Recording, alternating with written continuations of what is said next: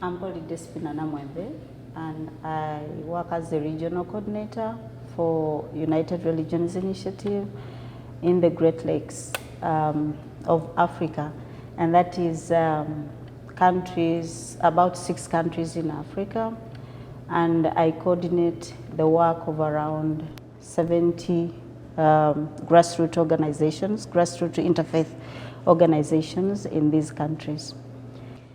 That's a good story because I was this young person, I think around like 18 or 19 years, and I was volunteering at this ecumenic organization in my country in Uganda. So they came, somebody came, I think it was then a regional coordinator for Africa from Zimbabwe, and he was staying here in the US. So he comes and says we would like people of different religions to go for a meeting in Nairobi. So as a young person, I was so excited. I went and we had fun. It was my first time to experience interfaith outside of only Christians. And I'm an Orthodox Christian, so it was way beyond what I was so used to, and that's how it really started. And the rest is joining URI and being part of the processes of the charter, of developing the charter as a young person. As I grew up into the faith world, the religious kind of background, so this was another opportunity for me to see what was beyond what I'm used to as a young person. And I saw, it was like the way of upbringing that I had of looking at faith as a driver for goodness. So that really helped me so much to be a better person, to serve humanity at a young age. And that was kind of the inner drive within me. But then I was not so sure, like, do other faiths have this, or is this only in my own faith? So I wanted to kind of experience that. I should say that it wasn't.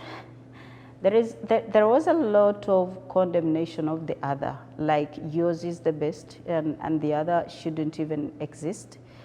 And, you know, like all religions were kind of have the language of peace, but it's like peace when it is my own way and not peace when I have to coexist with another person.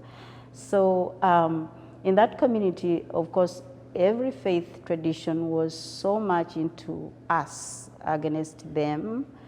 And I grew up knowing that mine was better, and I had to perfect mine, and the rest were not good enough. So, because that is how it is, how it was in those communities. And as a young person, you grow up to kind of push your agenda, like from your parents and colleagues and the community that surrounds you. Nairobi wasn't much of a surprise because the diversity wasn't as huge as the diversity I found in Sanford. But it was, again, a bit more than what I was so used to. And what surprised me, little as it was compared to Stanford, was the way how people pray and the way how every voice was given a chance to be who they are, and how they should be encouraged to be who they are without being forced to fit within a certain borderline.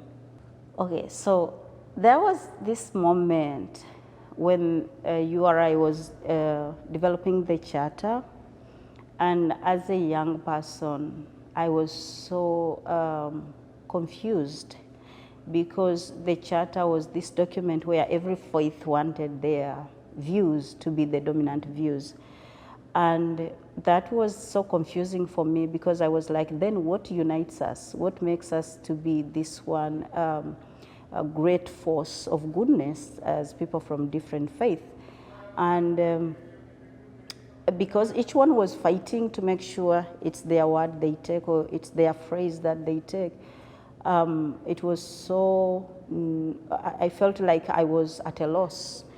But when the charter was later signed and people agreed to the phrases, then I knew there was something that they all agreed to. And to me, that was about peace, cultivating a culture of peace and kind of coexistence in diversity. So I think that is there, although the struggles are still, very common, but there is goodness that I think that all faith traditions and spiritual expressions have a drive to bring goodness to the world, although they are those ones who are extreme in their own views.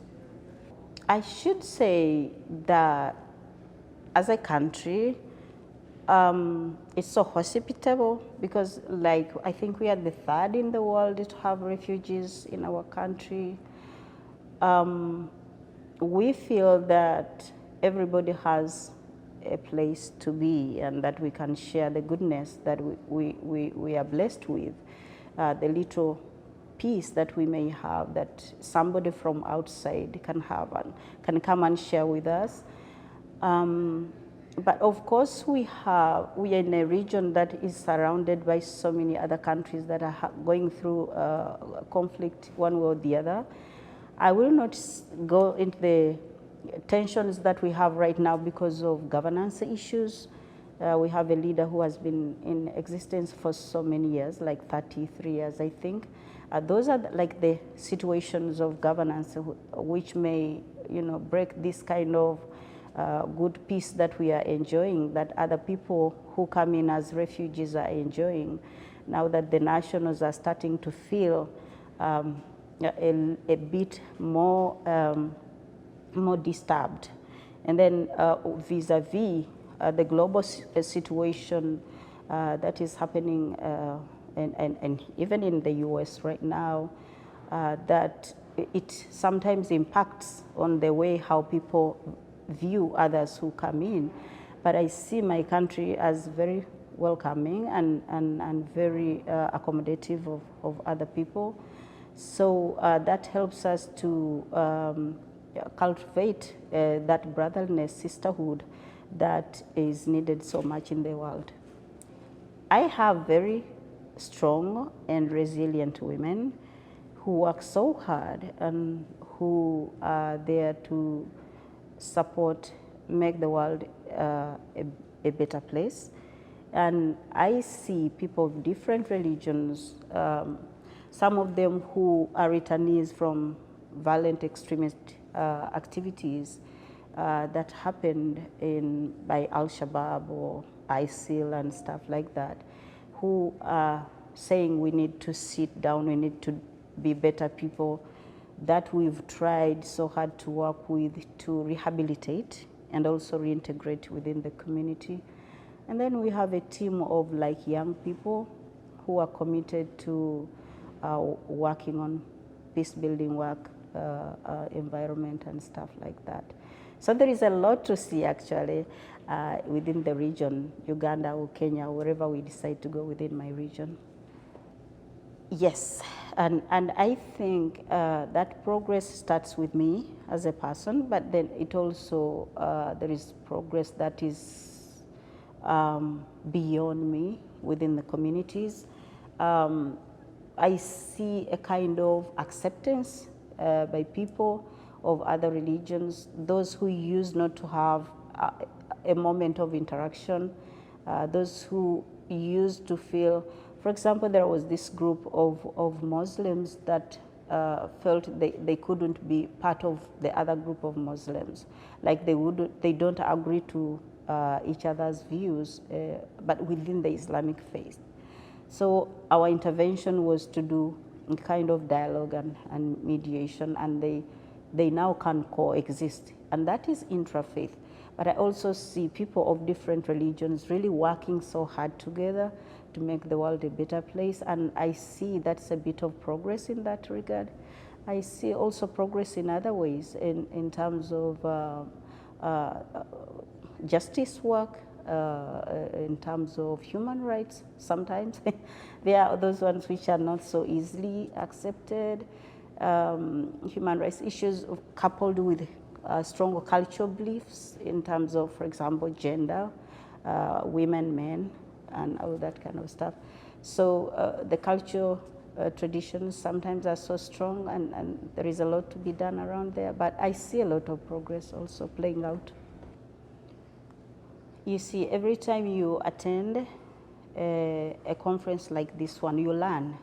It never ends. You meet people that have gone through situations that sometimes are bigger than yours, and they become a kind of learning example for you as you execute your work. And some of them have really worked in situations which are so hard to even comprehend, but also others have been in situations that you can resonate to, and you feel those ones can empower you to even do better. Both situations are really learning experiences, and I can't trade this for anything else.